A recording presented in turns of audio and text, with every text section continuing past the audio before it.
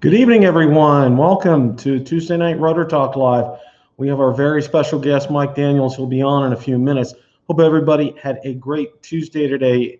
I know a lot of people up north are having to deal with frost and whatnot. It was like 96 when I got to my car today after work. Yeah, and you guys are dealing with frost. I'm sorry about that.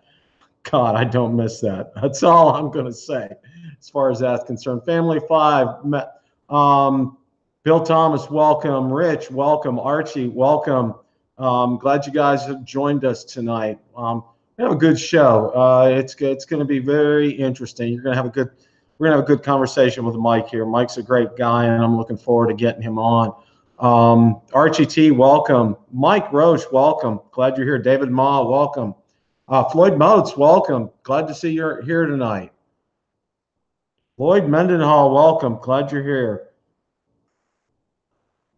Yeah, we got a lot to cover here tonight, and like I said, Mike's going to be on here in just a couple of minutes. We're really looking forward to having him on tonight. There's been a lot of stuff going on. Obviously, I don't know if you guys saw Billy Kyle. He lost his Mavic 2 Pro. It was about 50 feet short of the beach. That was pretty icky on that. That's all I got to say. I don't know about that. Drone Shots, welcome. Lon, welcome. Richard, welcome. Joe Goodwin, welcome. Jim, welcome. Glenn, welcome. Chris, welcome. It's morning in Ireland. Oh my, Chris, you're a trooper. Thank you for being on. Mark, welcome. From Montreal, welcome. Home of a couple of my favorite people in the world. Mario Lemieux. I'm a big hockey fan. So, Dronescape, welcome. Glad you're here tonight. Had a lot of comments from my video about flying over the waters. You guys know I do that all the time. That's behind my house. That's where I live. So, that's something that I have to deal with here. I am currently working on getting a sponsor and looking at going to CES 2019. I wanted to pass that news on to everybody tonight. That should be coming up. Oh, and tomorrow night, you got to tune in. Bill Thomas, myself, and Ron Brown are going to do a thing called the Bucket List. Bill has a new program. We're going to be on tomorrow night. I think. What time's that on, Bill? If you can put that in the chat notes. I thought it was 8, maybe 8:30, but not sure. But guys got to tune into that. We're going to be talking about some great stuff tomorrow night. So I'm really looking forward to that. That's going to be fun. So you guys know, Bill Thomas is one of the best out there. I love Bill. Had a nice chat with him last night. And Ron's a great guy too. He puts up some great videos. Got some great drone knowledge. It's going to be absolutely fun. CES is fun. Yeah, take my wallet. You got that right, Ronald. Well, the passes are $100, which isn't bad for Valerie and I. And I have some points to use, airline points to use. So we'll probably get free flights out there. And I can get good hotels at good rates. So, 8:30. Thank you, Rich. Appreciate that. So that show's on at 8:30 tomorrow night. I'm anxious for that. With CES, I found out where DJI, they're going to be in the South Hall at the Las Vegas Convention Center. So that's probably where I'm going to be. I believe Autel's going to be there as well too, and I know Unique is there, and there'll be other drone manufacturers there as well. So that's going to be very interesting. We'd probably only stay out there like a couple of days. We're not going to stay for the whole conference. But that's what we're thinking about doing here, because there may be some news coming out from DJI during this event. Guys need to tune in to the Bucket List tomorrow night with Bill Thomas, Ron Brown, and myself. That's going to be fun. 8:30 tomorrow night Eastern. We're going to have a blast. If you guys know Bill's great. Absolutely love him. Rick Halber, welcome. Pacific Northwest, welcome. Glad to join us. You joined us. That's fantastic. So yeah, just waiting on Mike. Mike is a great guy. You're going to enjoy listening to his background. I'm going to let him explain that to you when we get going here. He should be on in another minute. So that's going to be great. But yeah, it was 96 here today. Steve Carpenter, welcome. No notification. Wow, I don't know why about that. Wow, that's kind of funny. Um, that is absolutely kind of funny. But yeah, really looking like we'll be able to get to CES. So working, like I said, working on that sponsorship because you need somebody to sponsor you. So working on getting a letter to prove that to them out there. So yeah, that should be good. So yeah, Mike's a great guy. Mike lives in Central Florida. Got to know him online, and I'll let him tell some of the story here. I'm not gonna spoil all that, but hopefully he was not able to get with us at the event that was held by Ken and Billy. But hopefully next time we're looking at trying. That's another thing. For those of you here in the Central Florida area and West Coast of Florida, we're planning another event, Valerie and and I need to do some things. And I think Mike is on here. Mike, good evening. How are you? I'm good. Can you hear me? Sure can. Awesome. So how are you this evening, Mike? I'm good, Bill. How are you? I'm doing great. Why don't you give everybody some background about yourself, your aviation background, and how you got started in drones? Well, okay. I'll try to make this kind of brief. I've been designing, building, and flying model aircraft since the 70s, since I was a kid. Back then, it was all free flight stuff.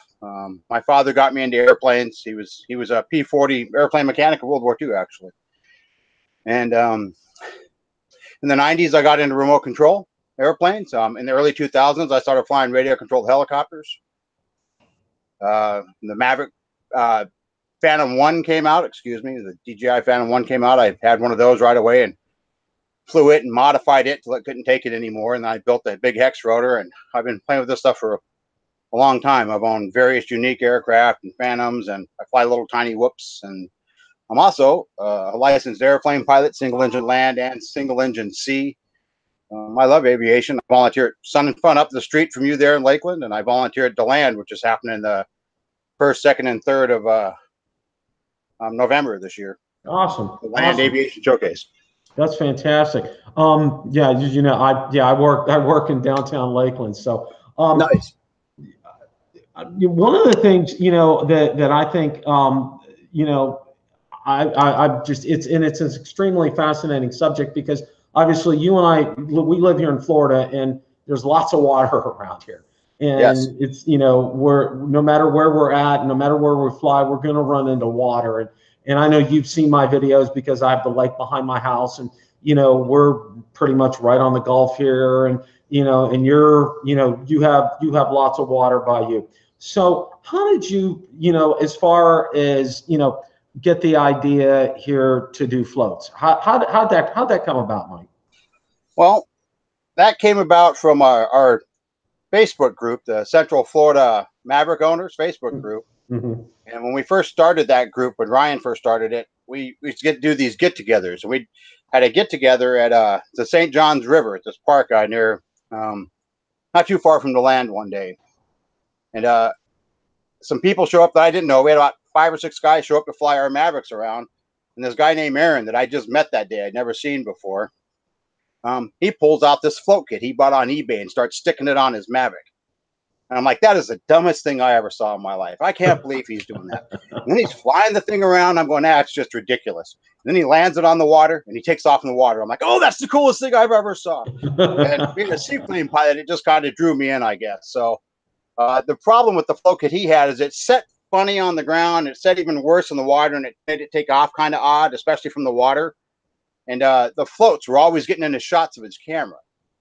And so I set out to design a better float kit. I've designed lots of model aircraft stuff over the years, and I own a couple 3D printers. So it's just a hobby for me, but that's how I got the idea to do this. And my wife and I do a lot of kayaking, so it played in well with being able to take the drone out on our kayaks and assemble it on the kayak and launch it from the water and land it in the water, and I can film us kayaking that way.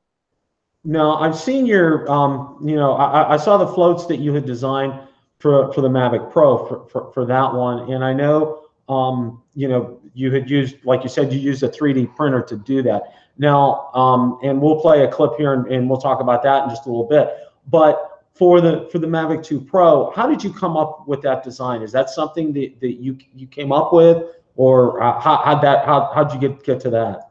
Well, basically, there was a lot of trial and error with the Mavic Pro kit. I mean, I went through months of design and R&D, and I had a handful of guys that were test flying them for me, my beta flyers.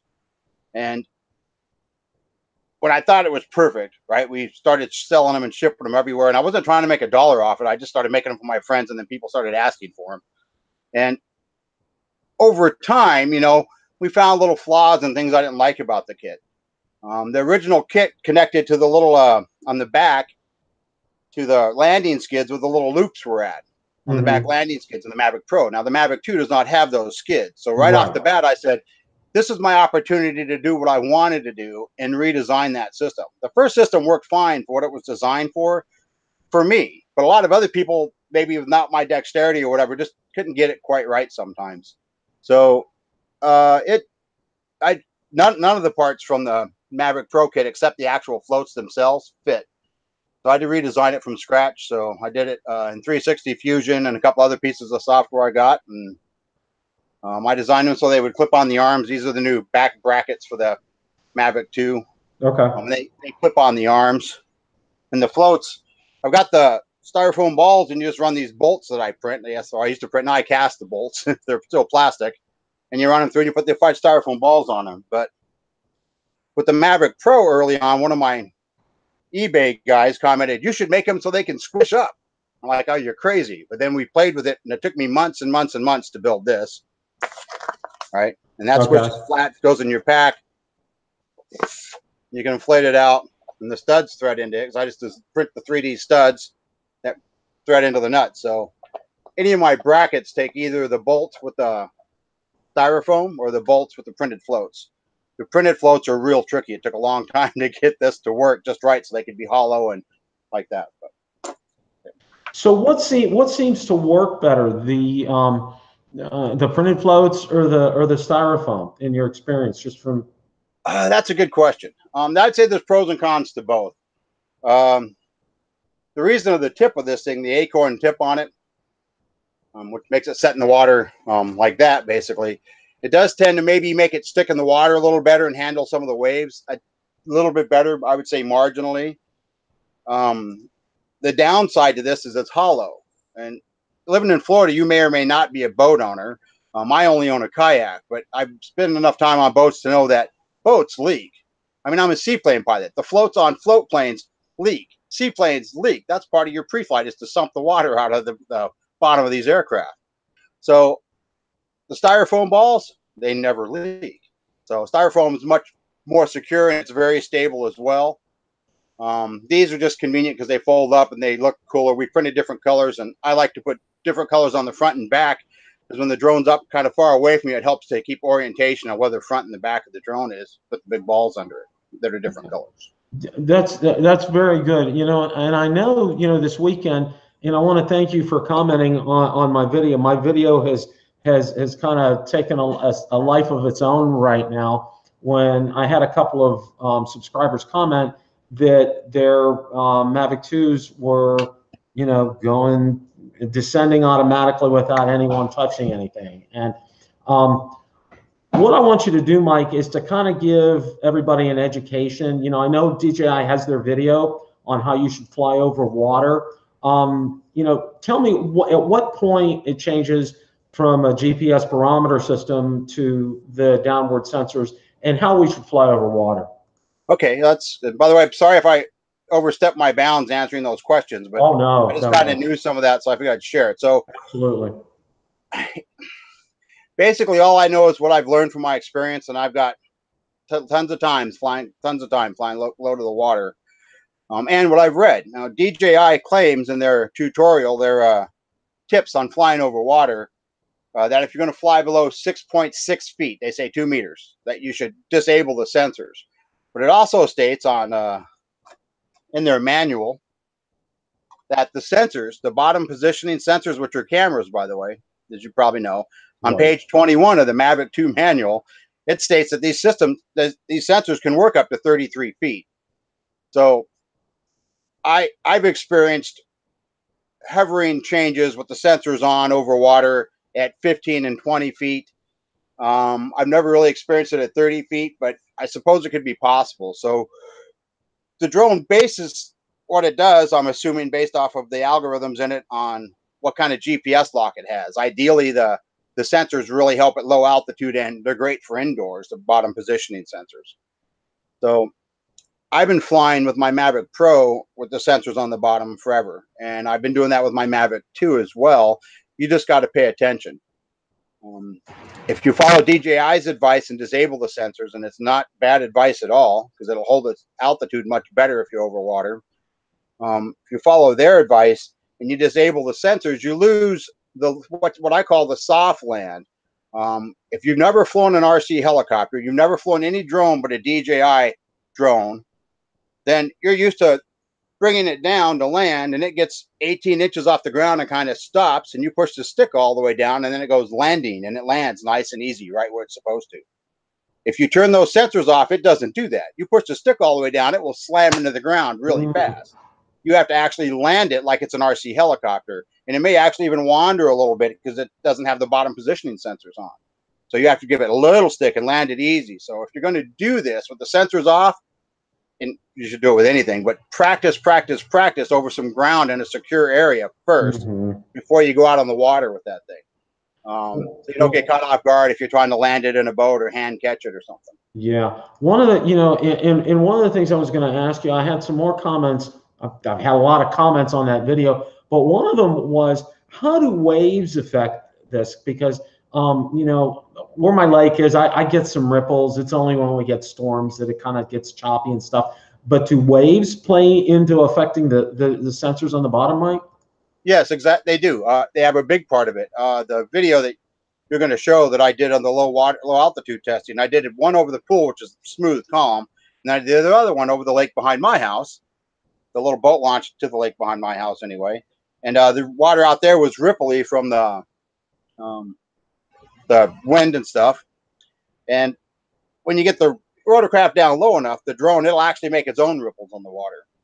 And because the sensors on the bottom that do the positioning are camera sensors, right? They take in light. They really get confused by the light reflecting off the water. So my experience has been that usually if you got a nice even ripple, it does okay with that, right? Like when I get down to about a foot off the water or so with my floats on it, it'll set there all day long.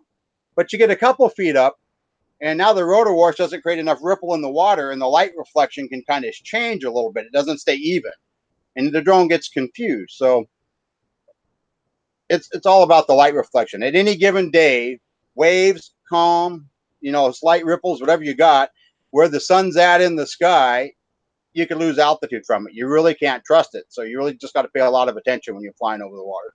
You know, one of the things that I did was, and I've only done it once, I flew my Mavic Pro inside, and my floor, I have dark wood floors, and I found out, okay, it was exactly like you said. It did not like that. And I even had it in tripod mode. So, you know, it was going slow. It wasn't going to go fast. And then next thing I know, that thing decides to have a mind of its own, go off, and then I have a little hole in the wall, and I had to explain very nicely that evening to my wife why there's a hole in the wall. So yeah, well, I've never admitted this to anybody, but I tried to fly my Mavic Pro in my RV one time, and I had a similar experience. Bad idea. But I did fly my Mavic Pro in an airplane hangar, a big metal airplane hangar over some airplanes. There's a video like that on my channel as well. So it's they do well inside if they have enough room, and you got a floor that it can actually make out some differences on to get track of where it's at. Yeah, that's the big thing. Mike, why don't you go ahead and set up? We're going to go ahead and play this clip here. I know you talked a little bit about it, but let's go ahead and set that up before I play it. Okay, so well, the other night when you put your video up and I watched it, great video by the way. Thank you. A lot of your viewers were commenting about this 10-foot, 7-foot, 17-foot areas, and I mean, who wants to really test that on their drone other than me? Because I've got my float, so I don't mind hovering 7 foot off the water. So I figured I would make a video that covered that with the sensors on. And I wanted to do the calm water in the pool. So I did some of that, and I actually had fairly decent results in the pool till we got to about 12 feet or so. Then it would start to shift a little bit, but not much. But what's interesting is when we did it over the lake portion of it, out by my lake here, we were at one point hovering at 3 feet over the water, and it was staying pretty good. And then without me touching the stick, it just started climbing, and it went up like 4, 5, 7, 8 feet. And it still would say like 3 feet. It would go like 4 feet, 5 feet, 3 feet, and it's like 10 feet off the water. So that was just, and it was at sunset when I did this. It was real close to sunset. So the sun just had to be reflecting off the water just so that it was confusing the sensors. And the beeping that's going on is because I was close to some trees. So okay. the obstacle avoidance. So I'm going to go ahead and we'll get that up here. So Okay, awesome. hang on just a second here while I navigate all this.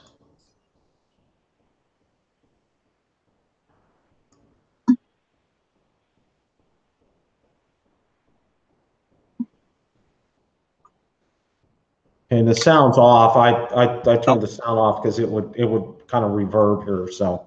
Well, yeah, I could understand. So they're just hovering about 1 feet off the water. And I was taking off and landing from the water so that it would zero the altimeter when it landed on the water. So it was more accurate distance from the water. Right. That was about 7 feet, a little higher than that maybe. You could see the altimeter maybe on the thing there. Now it says 10 feet, 11 feet. I captured the screen on my tablet so that we could see the altimeter on it. Good. What's interesting is when you, oh, never mind. I'll be quiet.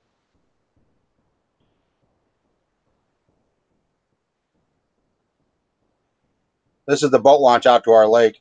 Okay.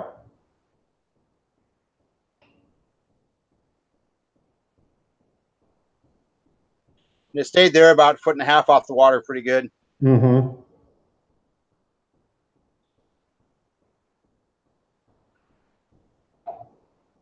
You know, went up a little higher, like 3 feet or so, and shortly after that, it just started going on its own way. My tablet was getting some lag on this, so I didn't post as much video that from the lake as I did. But right here was enough that the thing's wandering around on its own at this point. It's going left to right, and up and down, and I'm not controlling it. Yeah, I mean, still showing 3 feet down there too. Yeah, so I could grab control of it at this point, but you know. So wow, I'm thank you for sharing that with us, Mike. That was fantastic.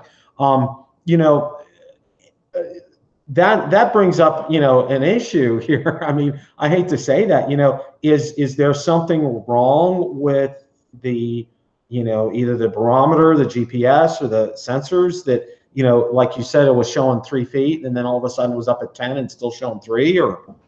Well, I just think that when it's at a certain point, it's relying more on the bottom sensors, the positioning sensors. So if you're going to fly over water or reflective surfaces, as DJI states, I think you need to disable the sensors. I mean, optical sensors read light. You know, the cameras that we're looking into now for us are reading light bouncing off of our faces and that. That's just how this stuff works.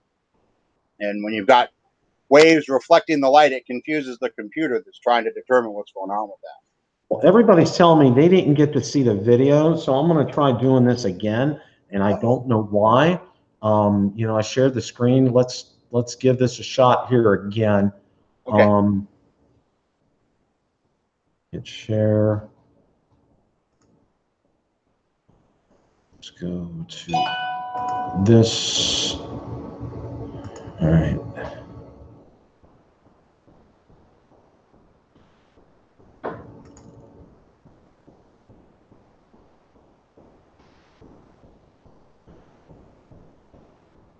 Okay, they said they only see you.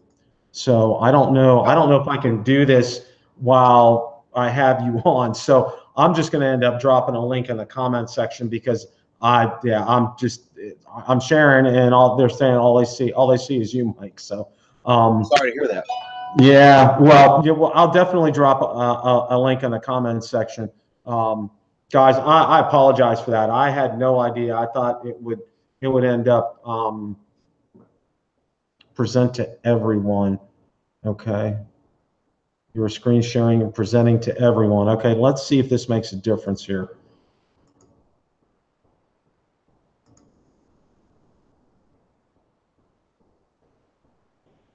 Okay, guys, can you see the video, part of the video now?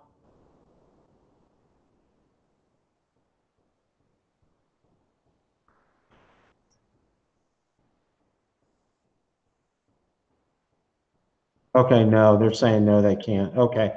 Oh, it's too bad. Okay, yeah, I don't, yeah, I always thought that this would work. Okay, well, I'm gonna go ahead and stop screen sharing. We'll get that back, but I'll definitely include a link for that. Mike, are you selling these kits for the Mavic 2? I am. They are for sale for the Mavic 2, and it's not how I make my living. It's just something I do on the side. Is, I don't know. I like to play around. I like to print with my printer. So you can buy the ones with the foam balls. They're on my website now. My printer that I print this stuff with, I built a special printer, modified a printer to do this, and it's down waiting for parts. I got parts coming from Prague of all places. So currently I'm out of the squishy floats, but I have styrofoam floats and the brackets, and the brackets work with the squishy floats or the styrofoam floats. So, And how much are they, Mike? geez, I forgot. I think they're like $40. Okay. Okay. You know, I have to say this. You have a ton of experience flying over water, not only with drones, but with your planes, and you know, flying obviously as a private pilot. Do you think, and I didn't put this question in the agenda, but this is just something that I came up. Do you think what do you think from your private pilot experience has helped you in flying drones? Well, what helped me is as far as flying drones go, is a couple of things. One is I understand the airspace and the FAA regulations, and I kind of understand how the FAA works a little bit, if anybody really can. And it made getting my Part 107 license very easy. So if you're already an airplane pilot or already held an FAA pilot certificate, to get your Part 107, it's free. You just go online and you log in and you take a course on the website, the FAST FAA safety team's website. And then you go to the local FSDO or CFI or a designated pilot examiner, and they give you your certificate. I just had to renew my certificate. I was the first person in the state of South Dakota to get a Part 107 certificate. I know, who cares? But it was kind of funny at the time because I went to the FSDO. They made an example of me because they had never given one out before. So they were giving me mine. So they called everybody in the office so they could see how to do it. Any rate, so it's helping with the regulations, like knowing the airspace and understanding the airspace and the systems is a big deal, especially if you're going to fly in the airspace. So it's.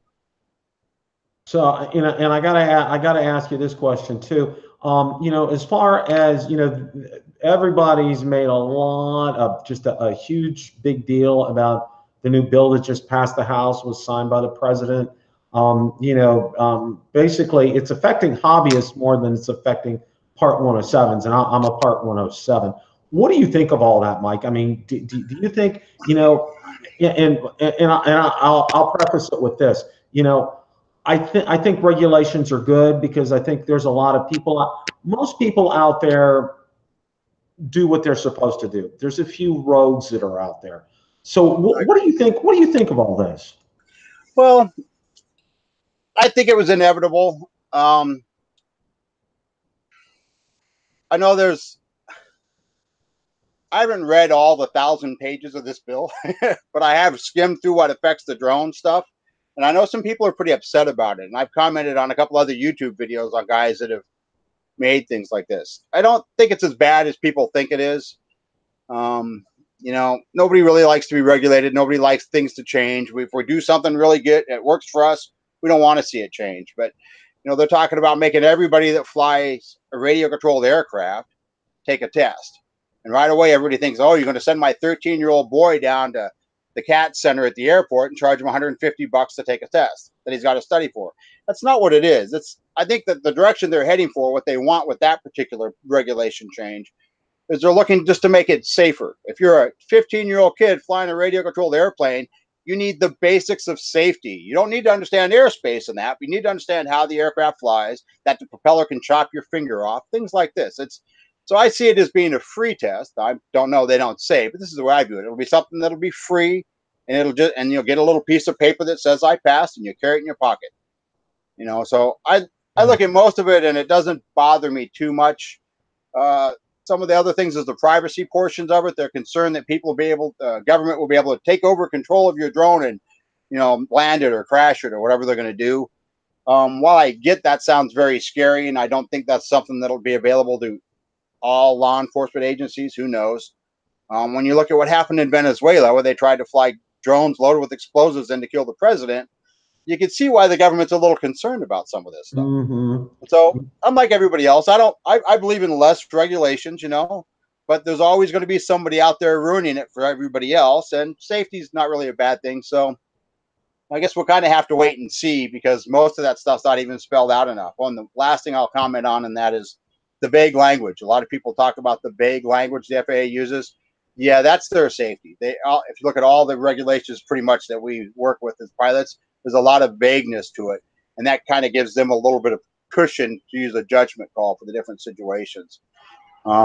That's just kind of normal for how their language gets written for them. You know, we're going to shift gears here a little bit. You know, a lot's been said about the Mavic 2, and I know you probably saw I had Cliff Totten on, you know, with the camera issue with the Pro and everything. And, you know, my own personal opinion and experience, Mike, I have just been unbelievably impressed with this. I mean, I'm impressed with 1080p, okay? I know in 4K just blows me away. What are your thoughts about all this? Because I know everybody has definitely everybody has something to say about this. You know, it's like, oh, you know, DJI, you know, pulled the wool over our eyes, and, you know, it's not really a true 1-inch sensor and all this. What are your thoughts about that? I think the Mavic 2 is the best drone I've ever owned. DJI should give me one for saying that. No, I'm just kidding. I had the Mavic Pro, which I sold like you did. I still have my Mavic Air. And when I first flew my Mavic Pro, I had a big hexcopter and a bunch of stuff back then. And when I first flew the Mavic Pro, I'm like, this thing is amazing. That's why I flew it in my cousin's airplane hangar. I'm like, this is so stable, it's insane. And when I flew the Mavic 2, I felt almost exactly as giddy as when I first flew my Mavic Pro. It is a great drone. I think it's above the Mavic Pro better, and the camera is obviously better. You know, is it the camera that's on the bottom of the Phantom Pro, Phantom 4 Pro? No, it's not as good as that, but it's a lot smaller package as well. So, I mean, the reason I don't have a hex rotor anymore is because I never took it anywhere. My Mavic Pro or my Mavic 2, I don't leave the house without it. If I'm going to the grocery store, I grab it and throw it in the car. I might see something on the way I want to photograph or video. Oh, yeah. And, you know, it's my buddies that are professional photographers. I got some friends that go to air shows and they're professional airplane photographers. And these guys always tell me when I'm at the air shows that you got to pack the gear to get the shot. And I've kind of reversed that to where you're going to use whatever you got with you. So if you stumble upon something you want to photograph, you pull your phone out because you didn't bring your big DSLR camera with you. So I think it's, in today's market, in today's technology, it makes more sense to carry something that's takes great pictures and great video, but that's portable enough you can take it with you everywhere, so you have it when you need it. You know, that's one of the great things about it. You know, when I got mine from Florida Drone Supply, and, you know, it was like, to me, my first drone was an Autel X-Star Premium, and it was kind of like night and day. You know, the one thing right away, I said, oh my gosh, I could take this anywhere. I mean, it was just crazy, and what I could do with it, and how easy it was to set up and get it going and everything. It just blew me away. And then the Mavic 2, it's the same way, only, you know, it's kind of jumped up a little bit. And one of the things that, you know, has amazed me is, you know, DJI has been, I think, a little more responsive with stuff. I mean, it was good to see a firmware update come out, but the #1 comment that I've got on my video about the firmware update was, where are the waypoints? And I know a lot of people, you know, I love hyperlapse, and I've been playing with hyperlapse, but because there's no waypoints, you know, you can't use that. And you know, and I'm just itching to use that. So, you know, I'm hoping the DJI can kind of get the ball rolling, you know, and also the precision landing. I don't know if you saw my first video on flying the Mavic 2, but it almost crashed into my garage because I was saying, oh, it's going to land where it should land. And my wife's like, no, it's not. It's going to hit the roof, you know? So I had to take over. And then I had somebody else ping me and say, I didn't see the option for precision landing. And sure enough, it's not there. So what do you think about all that, Mike? Well, I know where your waypoint points are at. They're in the Lykus app. Yeah, that's for sure. And I've used that a lot with my Mavic Pro, and I have not tried it with the Mavic 2 yet, but I did get an email a couple of weeks ago from Lykus telling me it now is compatible. Okay. So I probably will. Yeah, I could go down a really dark path when it comes to that with some technology I spent a ton of money with on DJI years ago. And they used to have this thing called Ground Station, and they had Google Maps in it, and they broke some deal with Google, and then they just kind of pushed it off to the side and chased new technology, and the stuff I spent all this money on got pushed away. But sorry about that. I already went too far. So I'm anxiously awaiting the waypoints in there, especially with the hyperlapse, because I really like the idea of doing a hyperlapse in the day and then coming back and flying the same path at night. And I'll probably try that with the Lykus pretty soon. You're not going to like what I say because you kind of already know what I think about the precision landing. You know, being an RC helicopter pilot like I am, I mean, and don't take this wrong, I don't mean it personally against any of your viewers, but you need to learn to fly your helicopter. You need to learn to fly your quad. And part of the things with these drones is they're so easy to fly. It's wonderful. But the downside to that is you don't really practice the skills as much. Now, that's not entirely true because it responds the same way, but you know, if you turn your sensors off and practice some landings, or better yet, go buy yourself a tiny whoop and start flying that thing around your house. That'll fly indoors, Bill. You should get one. They race them inside bars and coffee shops and stuff down here in Florida. It's a lot of fun.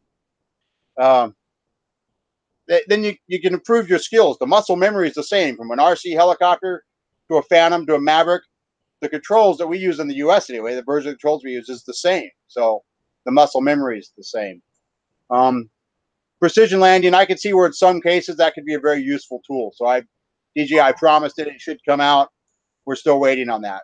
I myself have never auto landed at my drones other than, you know, when you get 18 inches off the ground and you push it all the way down, they technically are auto landing. But right. I always fly them to where I want and I set them down. And that's just an old RC guy venting. So sorry about that. No. You know, and I'll tell you what, Mike, when I first learned, you know, when I had the Mavic Pro, I did beginner mode. I mean, I was still fairly new even after having the X-Star Premium.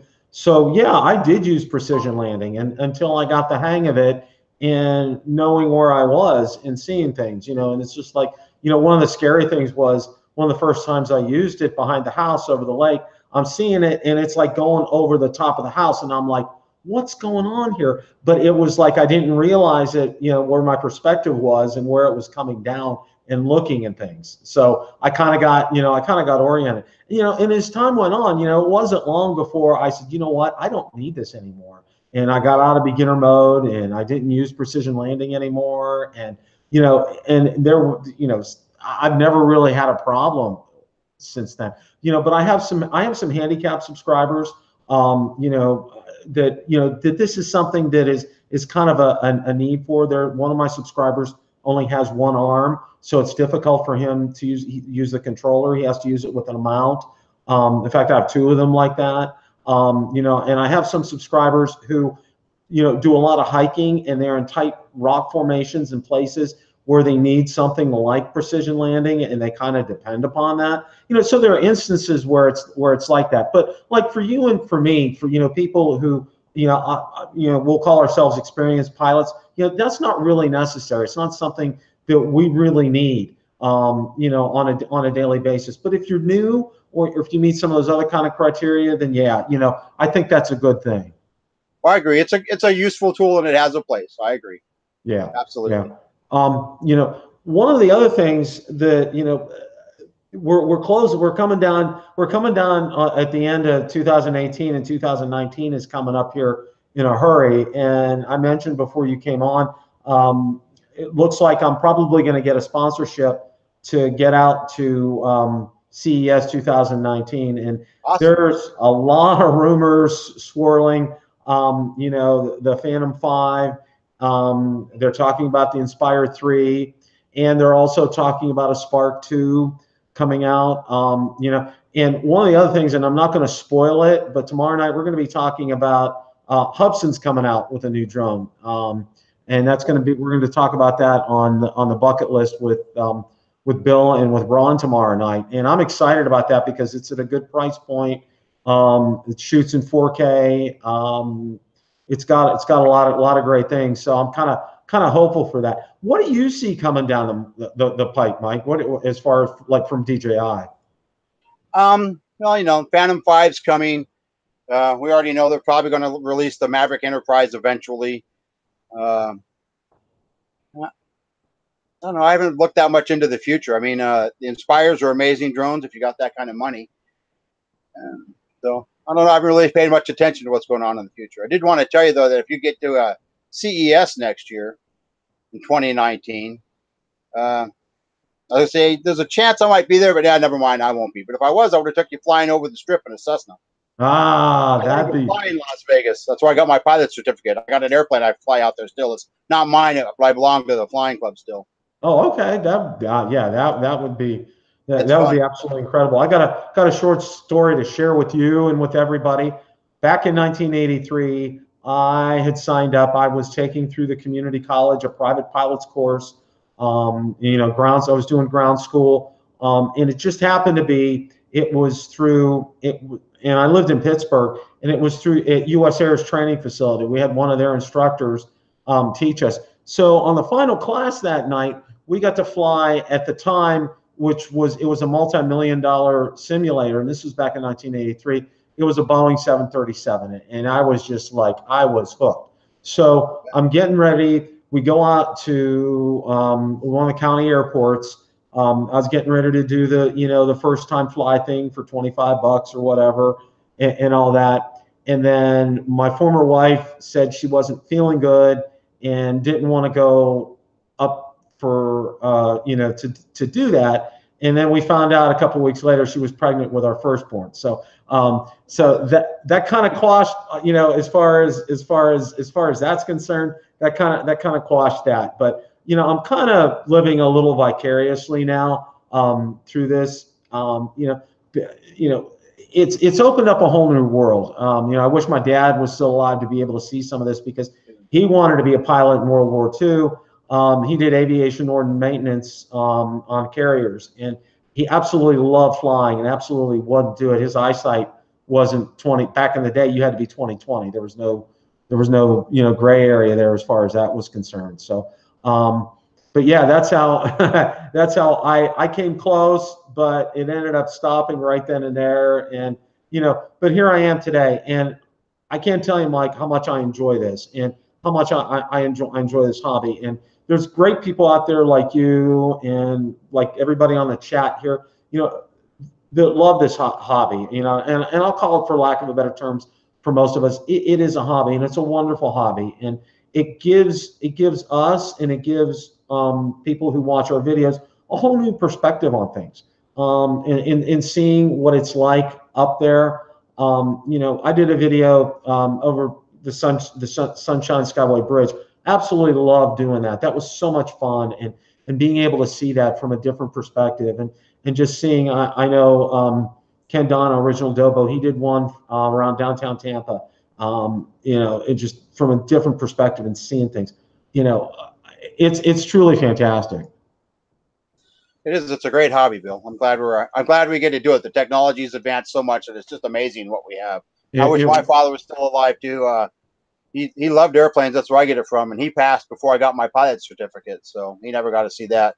Yeah, so one of the things I'm going to do, Mike, I'm going to drop a link to a link to your YouTube channel, and definitely subscribe to Mike's channel. He puts out some great videos. Besides the float videos, he does have other ones out there. So you guys need to check that out. And also, I'll make sure that you can get information if you're interested in ordering one of these floats. I would definitely, if you fly over water, with any kind of regularity, this is something I would definitely recommend. Mike's put a lot of work and effort into this. And, obviously you've heard his background, his experience, in being a private pilot and flying amphibious planes as well. You know, he knows what he's doing. He knows what he's talking about. A couple other questions here before we wrap things up, Mike. One of them is, you know, and I know I had some questions on this as well myself. How does it, you know, fly in the air with the floats on? How is, I mean, obviously it does have some drag, but how's the maneuverability and things? Well, that's a great question, and I get that question a lot. It's still very maneuverable. It's very, I mean, it's very maneuverable, especially the Mavic 2. It's got a lot of thrust. It does affect your flight time a little bit. You're not going to get 28-minute flights with the float kit on. Anytime you add weight and drag to it, you know, you got to pay for something. Nothing's free here.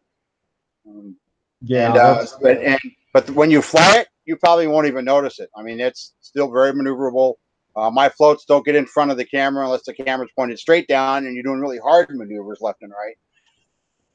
So yeah, it's pretty good. Now, one more thing though on that question is it can affect the way the wind affects your drone. So I've flown 35-mile-per-hour days with the floats and not had a problem. But I've been in some winds where I couldn't fly into the wind. The floats would create enough drag that it didn't have enough power to fly into the wind. I had to fly against, you know, either across the wind or back with it. One time flying over Lake Dora, and I'm sure that if the floats weren't on it, it probably still would have had enough power to have actually gone forward into the wind zone. okay. So these are, you know, it's a trade-off. It's, you know, there's a couple other things besides the float kit I have. If you want something lighter and you want to be able to fly on windy days over lakes, I recommend Gitterbacks. I've used them for years. You can get them on Amazon or wherever. They Velcro onto your fishing pole is what they're designed for. But they got a 100-foot, a 10-pound test on them, and when they get below water, it pops off and floats to the top. And as long as you don't sink it below 100 feet, you can pull it out of the water anyway.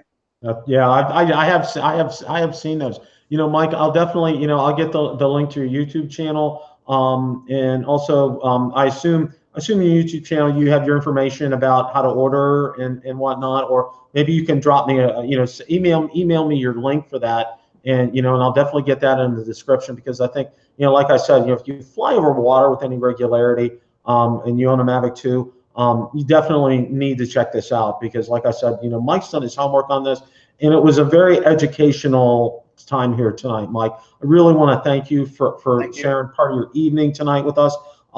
It was great. You know, if there's any questions, you know, obviously, you know, I know how to get in touch with you, but if any of my viewers, if you have any questions, you know, let me know, you know, and I can get in touch with Mike, or, you know, as far as that's concerned, that shouldn't be too hard. And Mike, I'm trying to plan another get together, and hopefully a little closer towards your end. Yeah, I'm sorry I missed the last one. No, we had a great time. Sounds like it. We had a great turnout, and I think we're going to have another great turnout too, coming up here. So my wife and I are working on that, and going to try to get things firmed up here in the next couple of weeks. So so that should be great. Mike, thanks so much for joining us tonight. Really appreciate you being on.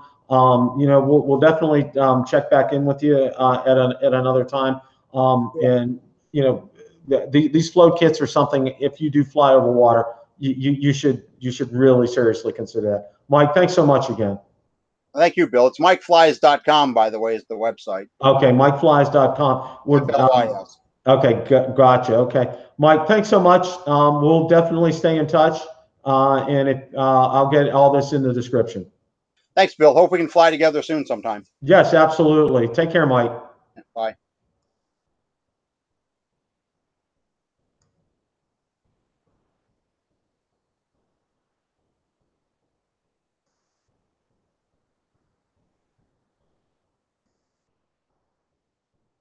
All right. What'd you guys think? I hope you guys enjoyed having Mike on tonight.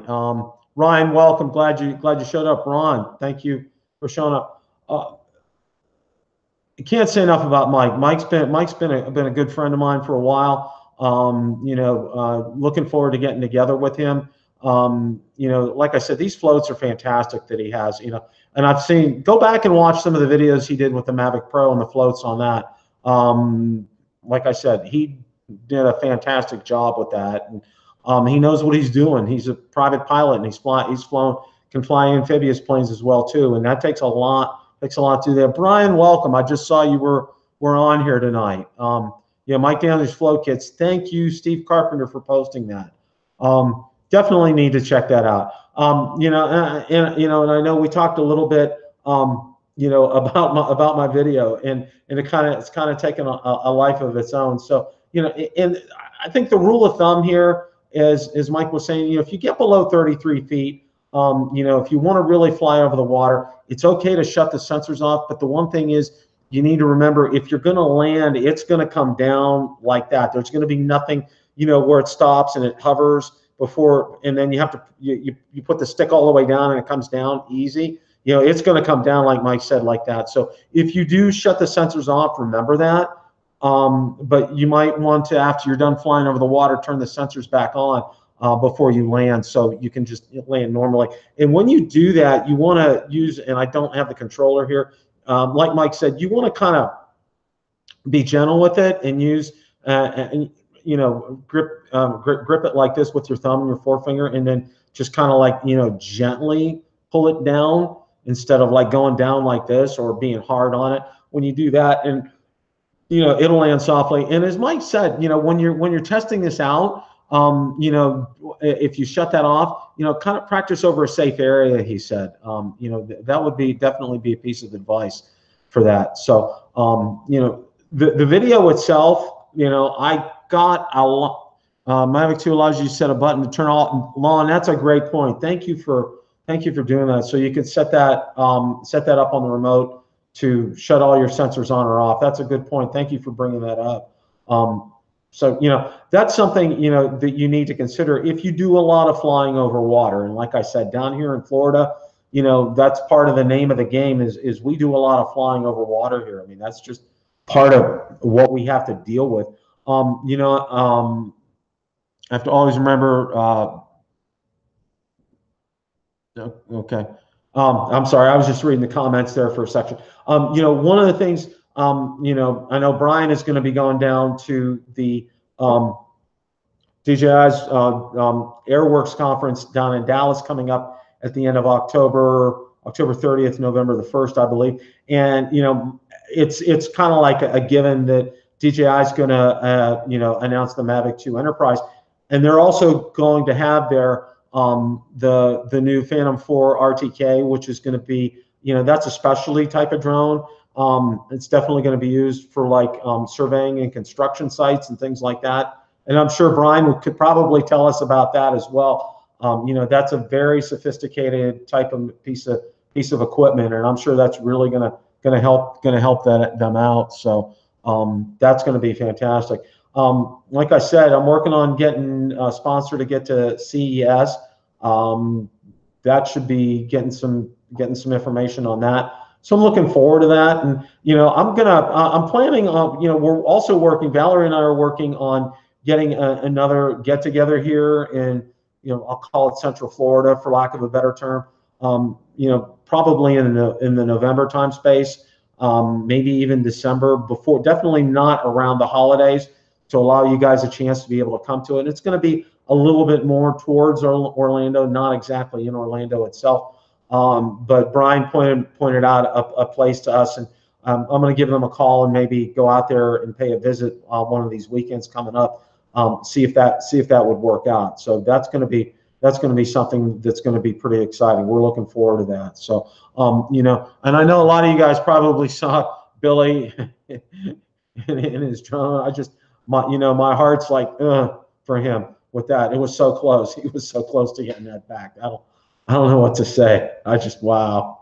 Yeah, and you know what? And kudos to Billy. I don't know if you're watching tonight or not, Billy, but if you are, kudos to you for being man enough to make it was my fault. You know, you came right out. And you didn't say it was DJI. You didn't say it was this. You didn't say it was that. You said it was my fault. You accepted responsibility. So 2 big thumbs up for you for that, my friend. That was great. You know, it really sucks that it was so close to being able to get onto that island. That's just wow.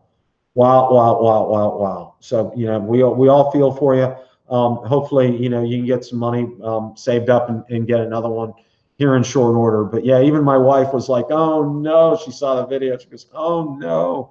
Yeah. Dronescape, I don't think he did. I think he doesn't, I don't think he did. So unfortunately, You know, he's said he's going to have to save up money for another one. So that's kind of, I really kind of feel for him as far as that's concerned. Is anyone going to spin up on December 1st? I bought my flight tickets. Oh, Steve Carpenter, that's great. I have, you know, myself, I'm probably not going. You know, CES is on my radar, Steve, as far as that's concerned. So that's where I'm looking to do. It would be nice to get to spin up as well, but you know, I've got to, you know, it's a tossing the coin. It's a 50-50 coin toss, and you know, and I'm gearing my efforts towards CES because I think there's going to be some DJI activity coming up. You know, before the end of the year, I'm going to do kind of like a couple of series of videos on what this year was in the year in drones in general, not just DJI, but you know, we saw the Mavic Air get released. We saw the Autel Evo get released. We saw the Parrot Anafi get released. Saw the Phantom 4 Pro V2.0 get released. Saw the Mavic 2 Pro and Zoom get released, and we'll probably see the Mavic 2 Enterprise get released coming up here. So it was a big year for drones. We had a lot. And I'm going to kind of do maybe a couple of videos or one big video on this and talk about that and kind of like close out 2018 and look for yeah, one-way drone fight for Billy. Yeah. I feel so bad for him, Brian. Kind of like do a closeout and see where, you know, what transpired this year, the good and the bad and everything. And then also probably, you know, I'll probably do a two-parter and then also talk about the other things too, you know, like the recent FAA ruling and some of the other things, you know, the LAANC, which is great now. Gadget Inspector, who I've recently subscribed to him. I thought I had been subscribed to him. He did an excellent video on that. So if you guys definitely need to check that out. I like him. He's a great guy. That's the guy that Original Dobo built his computer for and gave it to him. So, you know, kudos to Original Dobo for that. And thank you again to Original Dobo for the camera. You know, I'm learning to sync the sound with that. You know, that's my challenge right now. And this weekend I'm going to be getting Adobe Premiere Pro. So that's going to make that challenge a whole lot easier. And then hopefully probably looking at buying probably a Zoom to directly record the sound of that. That should make my life a whole lot easier because I'm learning how to sync up sound. I've never had to do that before, so that's been a challenge. The camera itself, my gosh, I mean, what a gift from Ken. That was absolutely fantastic. Guys, you know, wait till you know the quality of this. It's just, you know, I'm so anxious to get it going. You know, you've seen little snippets of it, but you know, we're gonna get that going full blast. And you know, Original Dobo, again, thank you so much for that. And you know, like I said, the big challenge is you know, I learned all of a sudden, you know, I was watching some videos to clap at the beginning near where my lapel mic is and the mic on the camera is, so you can learn to sync up the sound. That's a good way of being able to do that. And Ken gave me the tip of using Audacity right now, and I've tried that, and actually it's working okay. You know, but I do know that Adobe Premiere Pro has that feature to be able to sync up the sound. So you know, I'm looking forward to getting that, and it shouldn't be that much of a learning curve because I have Adobe Premiere Elements 15. I think it's 15. So that should be, yeah, that should work pretty well. So that's some things that are coming up. I think it's this Sunday. Yeah, we're gonna have Sunday afternoon Rotor Talk Live coming up this Sunday. So that should always be good. Always a good time, especially, you know, and I love doing the Sunday ones because I'm able to reach out to a lot of my subscribers over in the UK and Europe and so forth. And it's great for them to be able to participate because it's at a better time for them. And I know some are on tonight as well. And God bless you guys, because I know it's early morning for you or very late in the night for being able to do that. Definitely hit the like button on the way out. I really appreciate that, guys. The growth, I wanted to talk. I just passed 4,500 subscribers. Thank you guys so much. Yeah, no. Yeah, Premiere Pro is better, Lon. Yeah, I know I've worked with Elements for a while. There's no way to sync up the sound using Elements, but there is with Premiere Pro. Watch video again. I thought it lost signal while still off the water. Yeah, Droneaholic. Yeah, that's a good. Yeah, definitely. I'll definitely put the link to Mike's video from tonight in it. I'll put the link to his YouTube channel tonight so you guys can watch that. And definitely consider those floats if you do fly